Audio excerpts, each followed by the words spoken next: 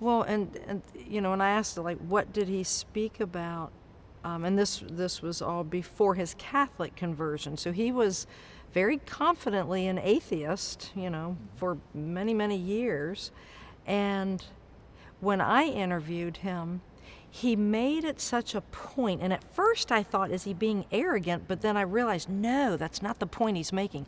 He made the point that he became pro-life due to science. Oh, yes. It was the science that changed him. And then I realized, and he wasn't like downplaying, the hand of God being on him all his life, and he had been running from God. But I realized later the relevancy of what he was driving home because of the culture that we live in today. There are so many unbelieving people, but you can be an atheist and an atheist doctor and become 100% unequivocally pro-life. And Nathanson leads the way. So that's interesting. So when you invited him down there, that was in the mid-'80s, if he had already made Silent Scream. And I mean, his approach is very important because certainly those of us who are believers understand that we're called to live God's will and the commandments. And however, when the church is teaching publicly on these issues, we often, will point out this is a human rights issue.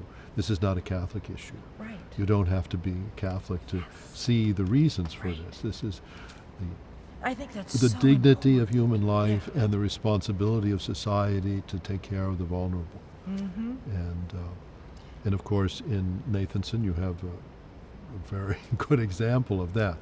But I mean, some Christians, I think, stress that this is a sin and this is against God's will and therefore you shouldn't do it.